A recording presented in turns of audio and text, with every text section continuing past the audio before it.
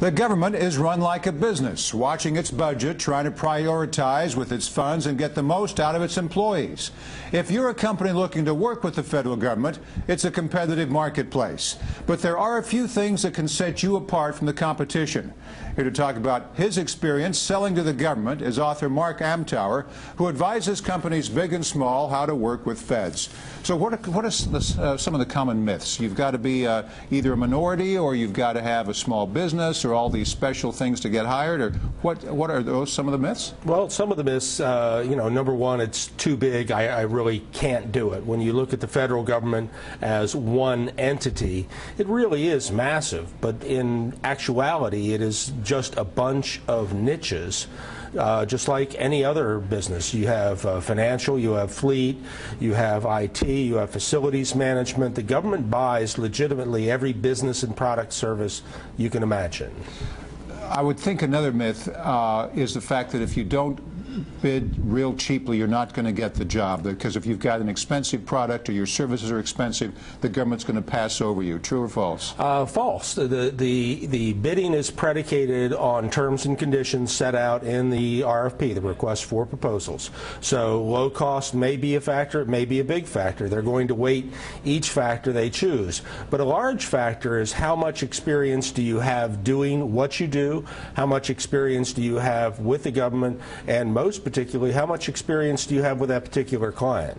What's different in your book as opposed to others? Because you seem to put this all in one place. Where'd you get the idea of writing about it? A friend of mine, David Meerman Scott, hooked me up with Wiley about a year and a half ago, and they wanted sort of an everything in one book, how to do the government market. And I was ready to write that book. My first book, Government Marketing Best Practices, talked only about marketing to the government.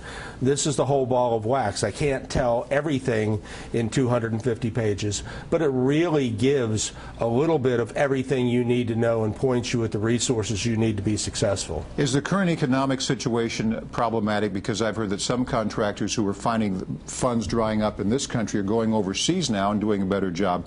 What do you do in a tough economy? We have two tough economies for the government market. We have the perpetual continuing resolution, which yes. You know all about. Yeah. Everybody in D.C. knows about it. I like that, perpetual continuing. That's a good one, yeah, which is what it is. The last time a budget passed on time was 1994.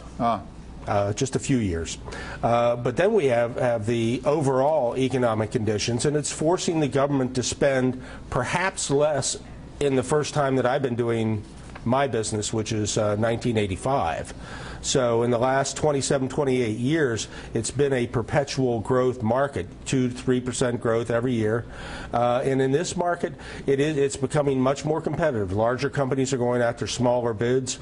Every contract out there is much more competitive. So a lot of companies are looking to, especially the larger ones, take their business overseas. Let me go through some of these myths that you talked about in the book. You've touched on some of these. The government market is too big, we can't do it. Right. Government contracts are wired. If you don't use the right people, you'll never get the work.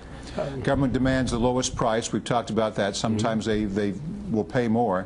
The GSA schedule will make cash registers ring. Tell me about that one. A lot of people assume that getting a GSA schedule, a GSA number, if you will, makes the government buyers migrate to you immediately.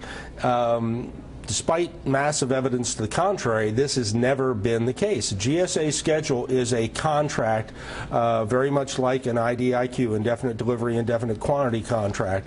It's open to any government buyer, but it's not a required contract, so you have the ability to sell. You have one more contract in your arsenal. Mark Amtower, the book is Selling to the Government. Makes sense. Good to have you with us on Capital Insider. Pleasure. See you the next time. We're going to take a quick break, but you can find us online all day, every day on tbd.com/Capital Insider.